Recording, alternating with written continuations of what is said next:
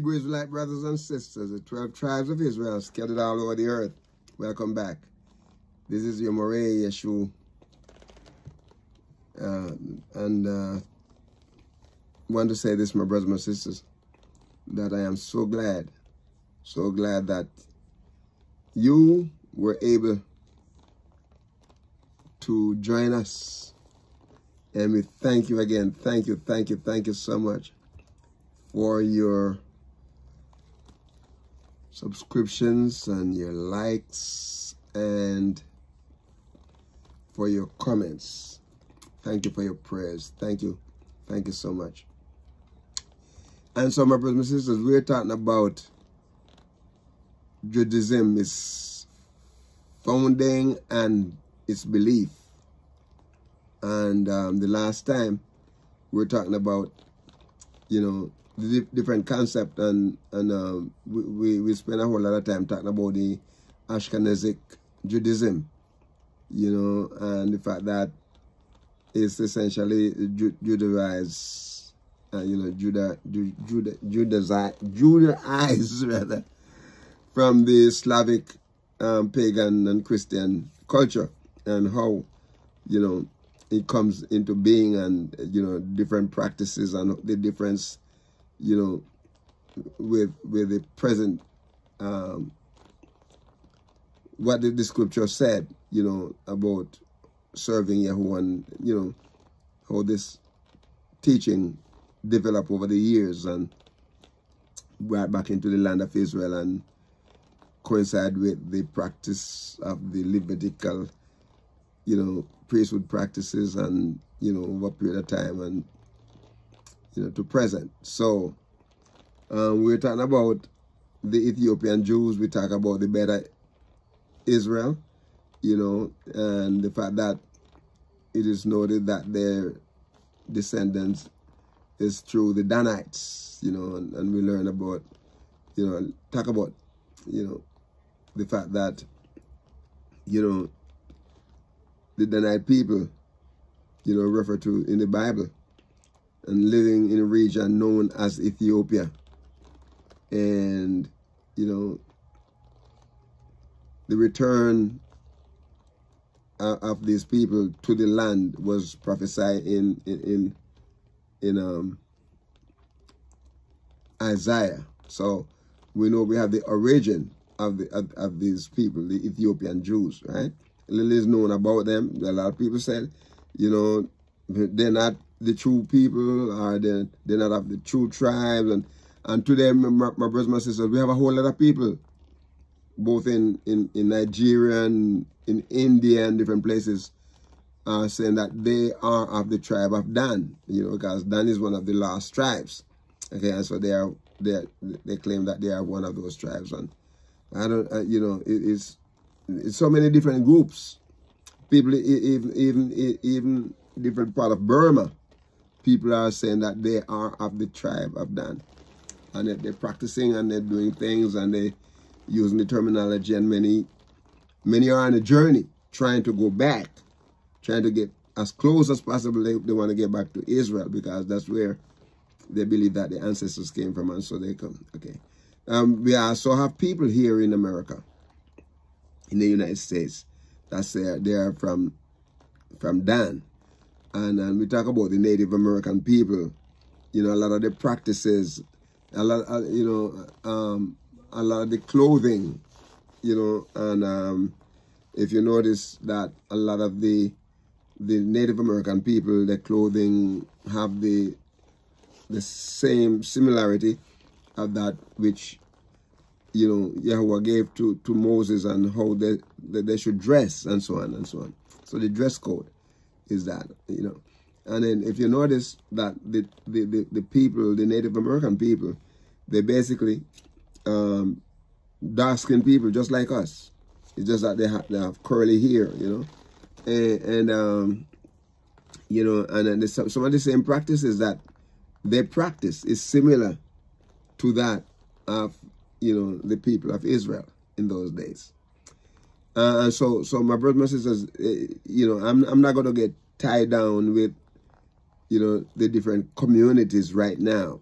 You know, what we want to do, we want to show that, you know, because we don't have a lot of the historical teaching that relates to these people. And, you know, a lot of this teaching, I believe, my brothers and sisters, a lot of these teachings existed, but because of racism over the years, and different people want to show the superiority over different people, they destroy some of these information, so you don't know, you know, you don't know. And especially the Gentile world, they want to have the opportunity to lord over us. So, you know, they have the resources, and, you know, they have the know-how at the time. And so, because the people were driven out and scattered and dismantled, you know, they get a chance to sit down. And now, my brothers, my sisters, most of what we know is by reading the scripture and trying to understand the scripture the way it is written. And then Yahuwah gives us another tool, and that is the internet. He gives us the TV, the radio.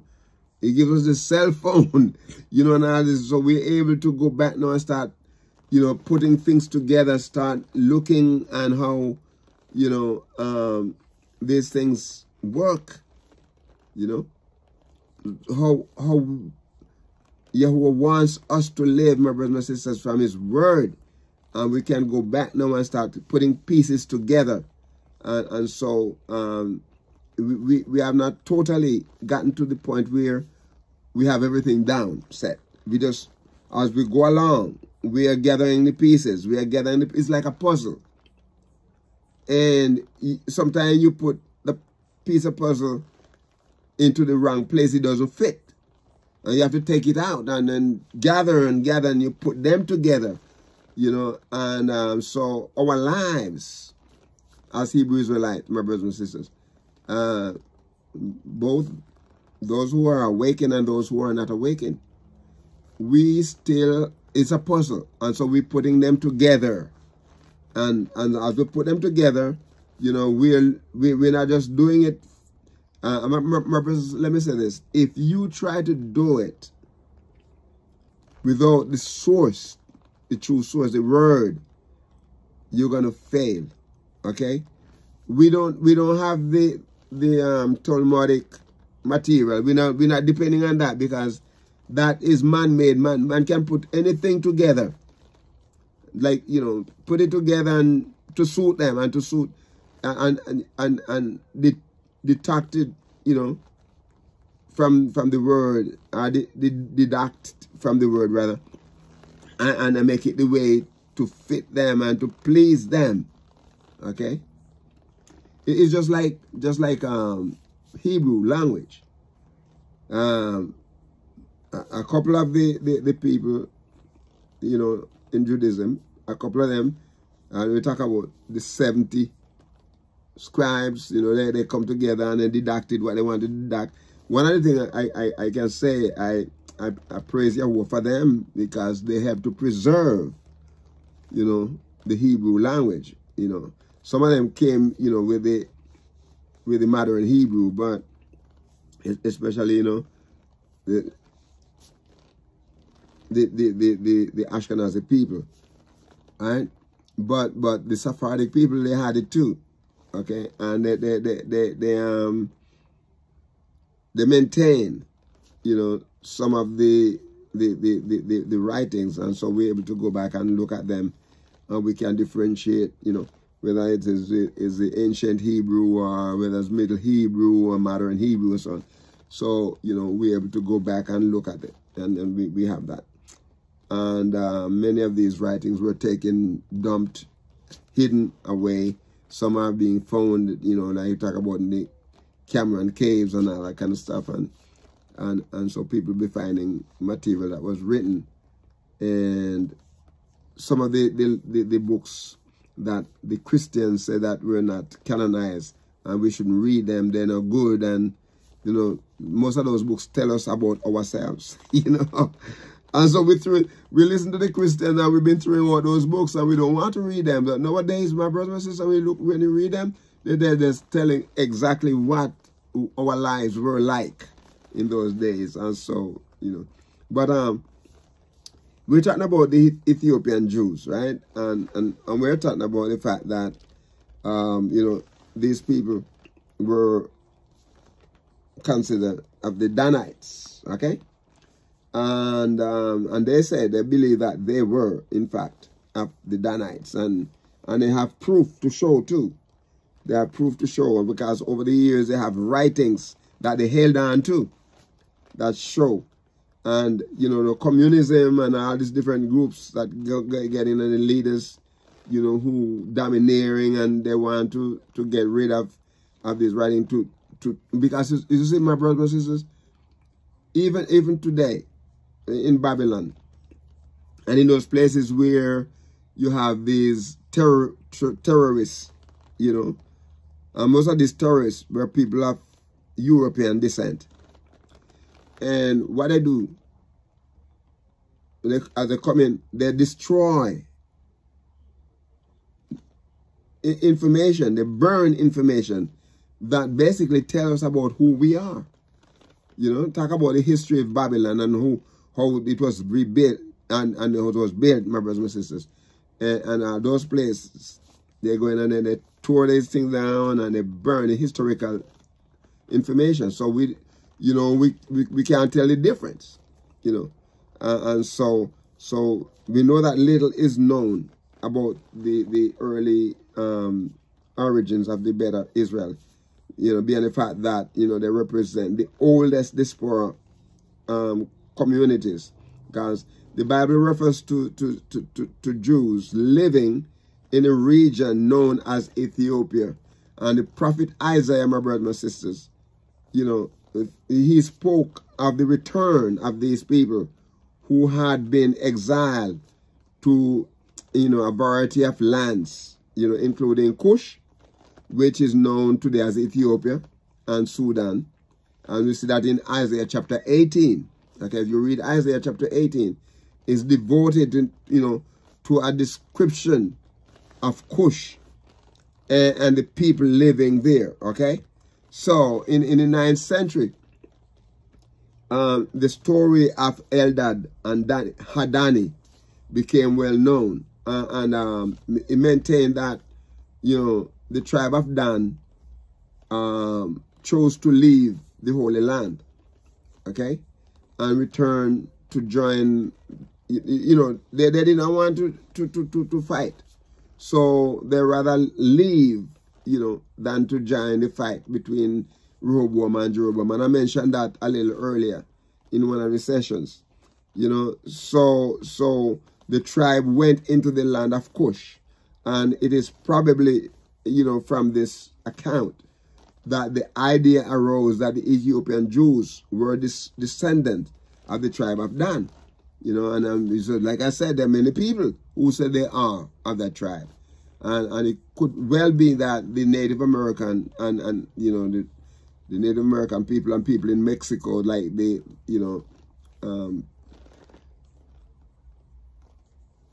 talk about Mexico and the ancient Mexico with the black people coming in there, and some of the replicas and the statues and stuff that they had, they represent the people of Israel.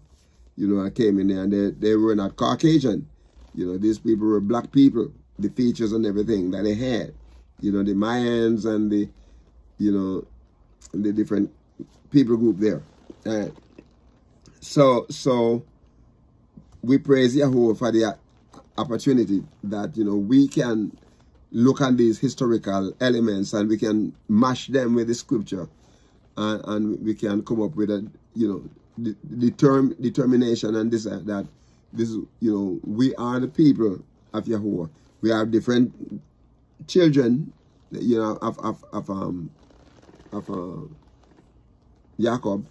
Those of us who have our ancestors that came out of West Africa and in the Caribbean and in the Americas, especially North America, you know, as some people refer to us as the Negro, you know, Negroes. But we know that we were a descendant of Judah, and you know, of Benjamin. Especially Jamaican is mixed with Judah and Benjamin. America is mixed. North America, you know, like US, is mixed with Judah and Benjamin. Okay, and a lot of us don't want to accept it. Some of us think it's fable, and some of us, because it is painful to go back and to relive and to look and to see on the damage that was done, and many people don't want to go through that. But we talk about Menelik I, okay, and he was claimed to be the first emperor of Ethiopia, according to the Kebra Nagas in the 14th century national epic. It's in the 10th century BC, he is said to have inaugurated the Solomonic dynasty in Ethiopia, so named because Menelik was a son of the biblical King Solomon of ancient Israel, and of Makeda. Remember the woman who went to ask, you know, she was the queen of Sheba that went, you know, to Solomon to inquire of his wisdom and so on, and understand that there was a relationship developed between the both of them, and so, you know, she went back to her country. She found out she was pregnant, and, you know, have this son, and this later on he brought his son back to Israel to introduce, and everybody in Israel, based on the story, believe that he was David. He said they refer to him as David I, you know, because he looks so much like David, and you know, more than he even looked like Solomon, and he was Solomon's son. Okay, but there's a book, you know, Paikadori and Gianfranco, and it's 2007, Menelik I in the Encyclopedia Ethiopica,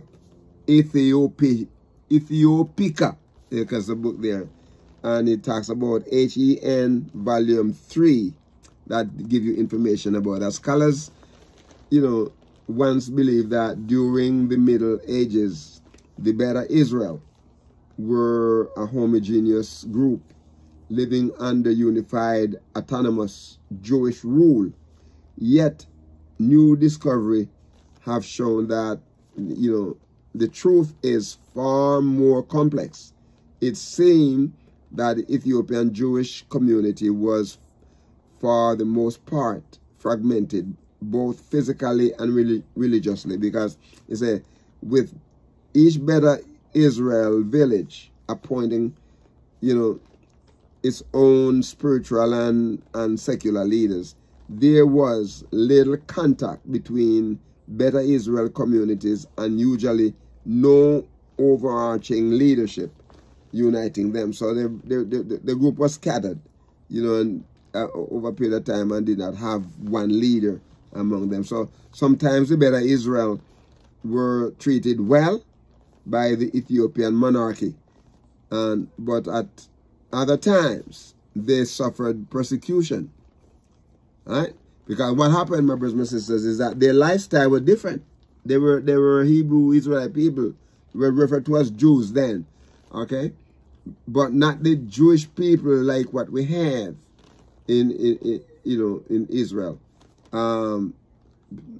because some of them, when they went back into Israel, they start taking on the form of the Israeli people. You know, they kind of, because I understand they were forced to convert, you know, from the Hebrew and from the Israelism that they know, from the Judaism, you know, that they know then, and they believe, you know, they were choose to convert. They have to be baptized and different things to get the benefits that Israel was offering to those Jews who are returning. Okay, So, you know, they suffer persecution, and they say many fellow Ethiopians refer to as the better Israel. Sometimes they refer to them as Falasha. Okay, and Falasha is a derogatory term, just like we in America was referred to as the N-word, okay? The N-word, if you understand the term, okay? Derogatory form of meaning outsiders. They were, Falasha means that they were outsiders. That's when they went into Israel. They were referred to as Falasha, meaning that they were outsiders. They were not from there. But my brothers, my sisters, the same way that these people were referring to them as Falasha, they themselves are outsiders, you know. So, and it's the same thing here in the United States.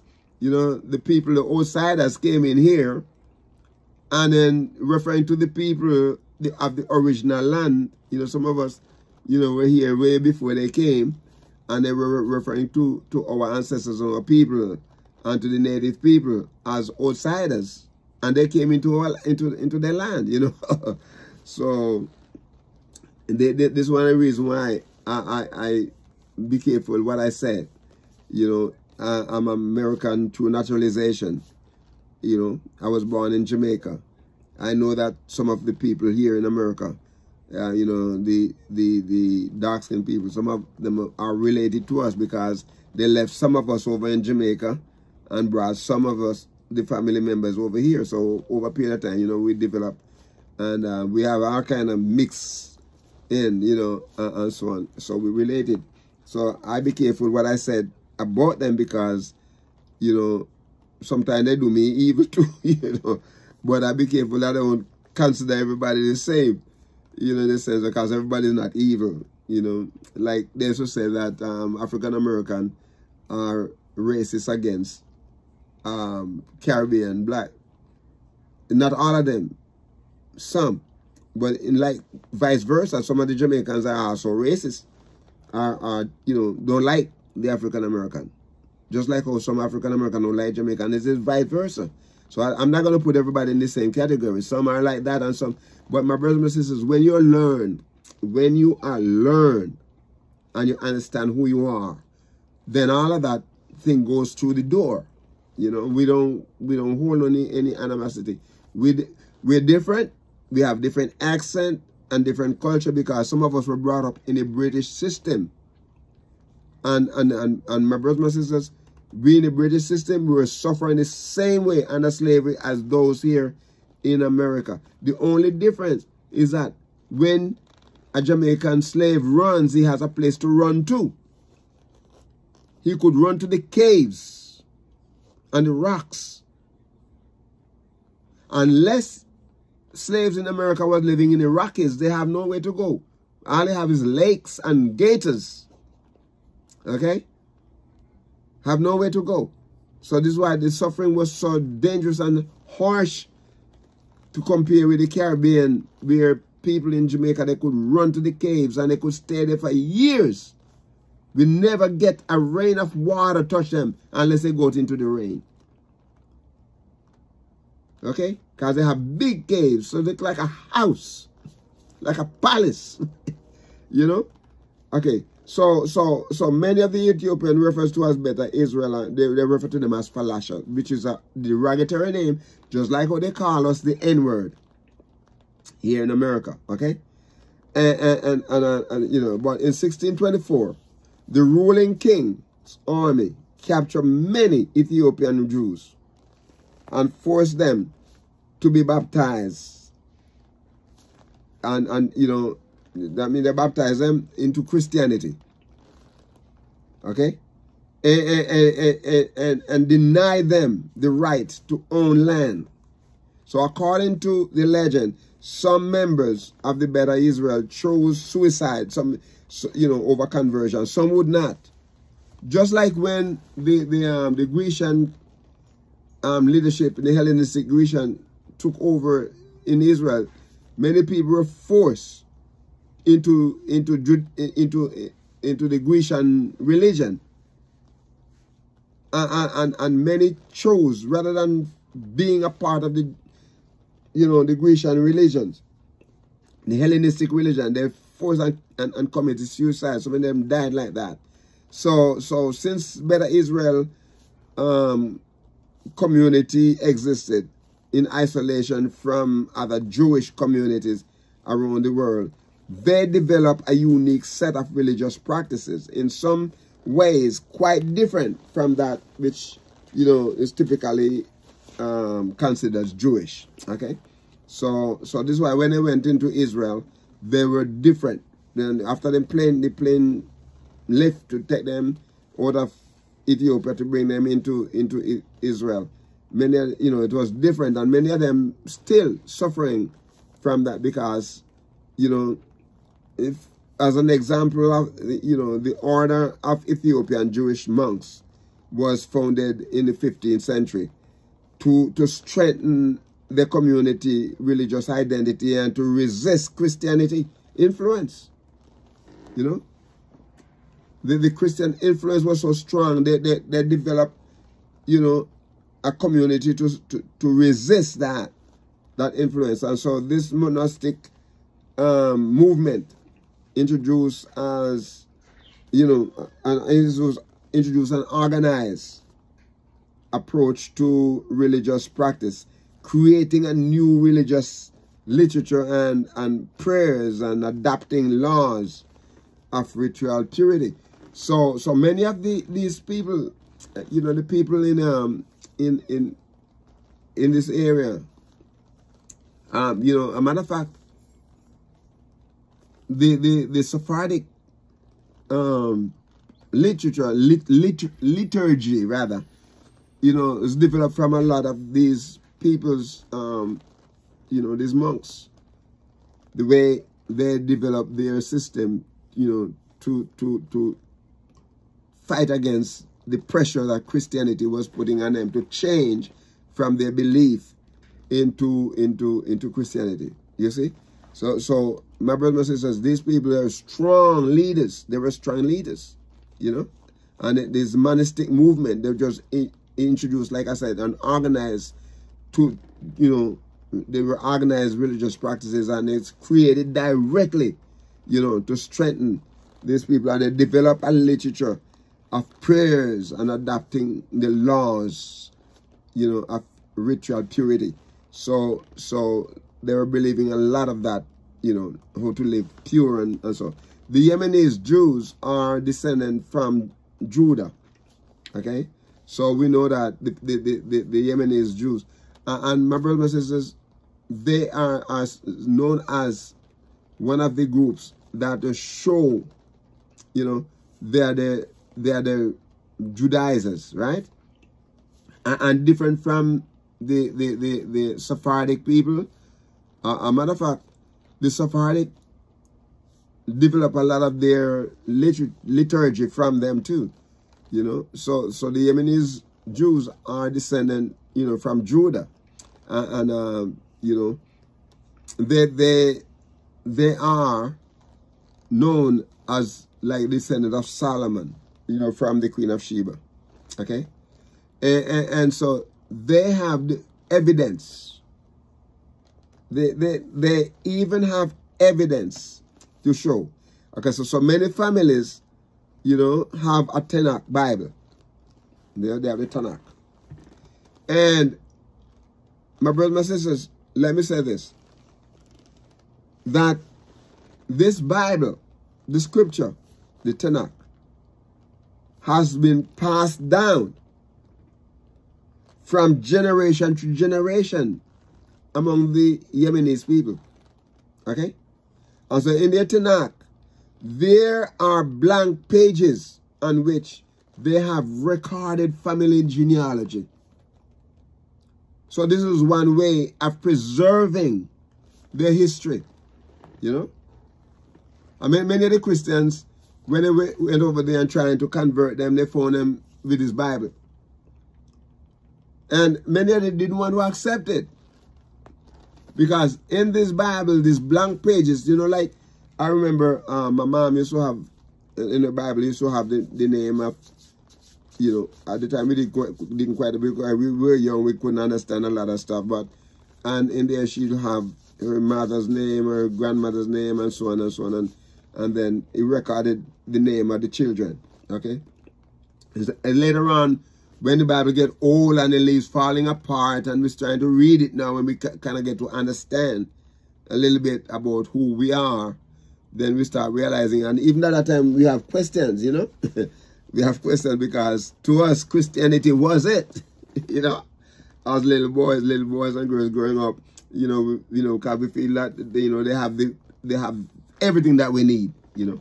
My brothers, my sisters, that was far from the truth. That was far from the truth. So we see here that from generation to generation, these people, you know, the Yemenite Jews, they were referred to as the Timanim, you know, the Timanim Jews, you know. They have, you know, from generation to generation in the Bible, you know, they have the names passed down, you know, and say in there tonight, you know, the blank pages we talk about there, that they have the name recorded in the family genealogy. And they had been recording their family line from the time the Israelites left Egypt, you know, and they trace themselves back to Judah. All right?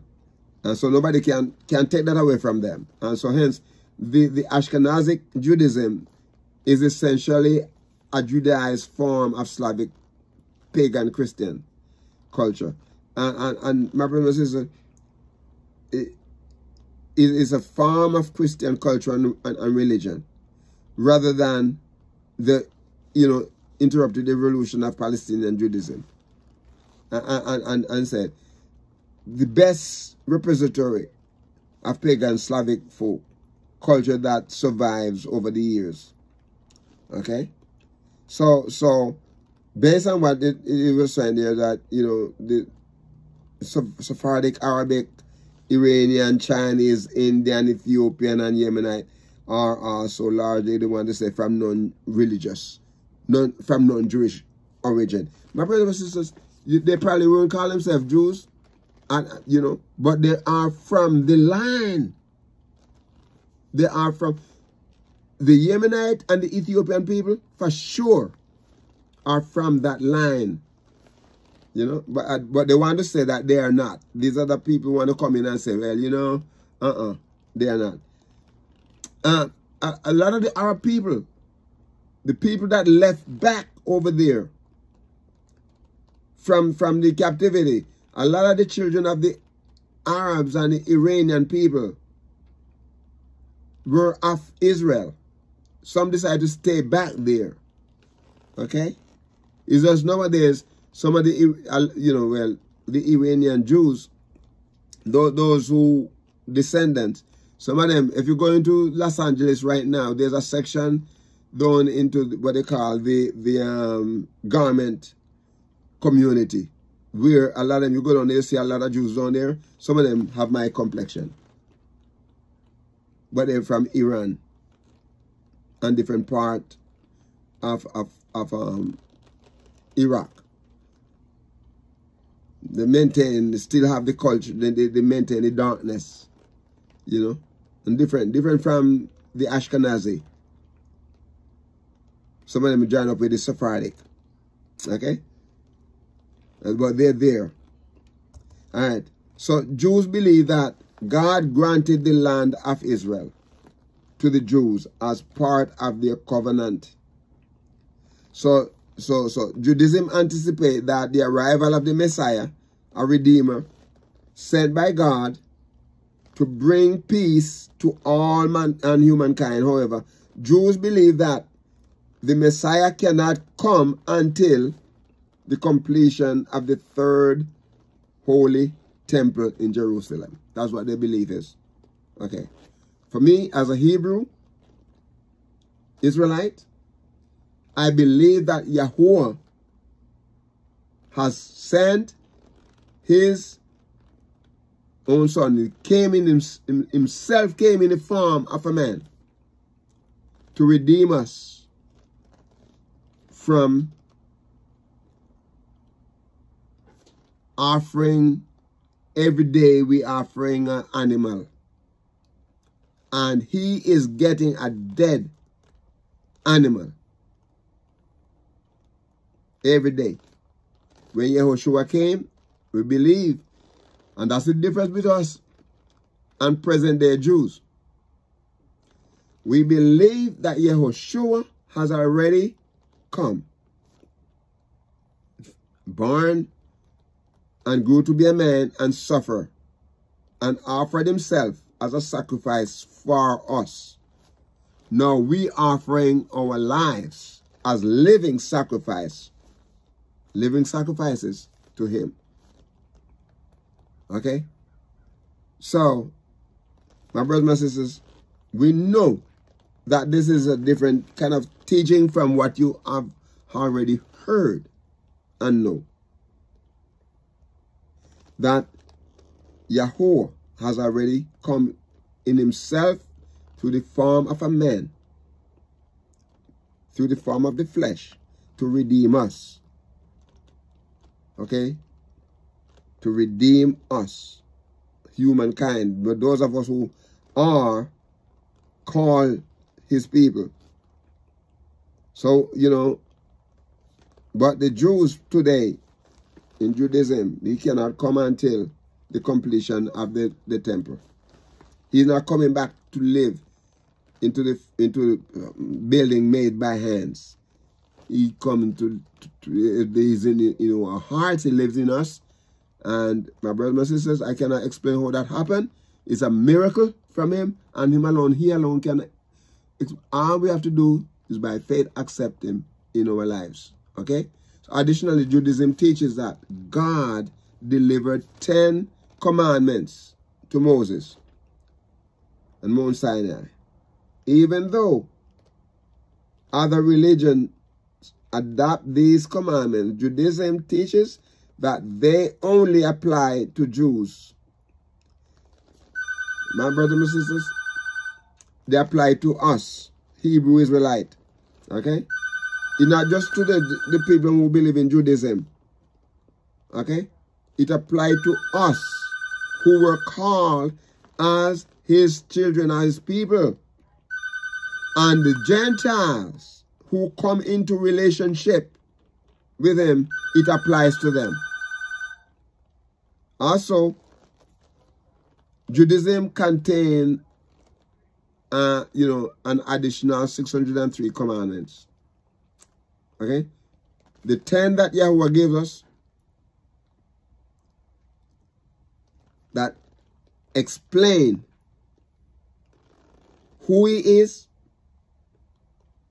and who we are and our relationship with him and our relationship with others, our families, and so on and so on and so on. Keep on going on.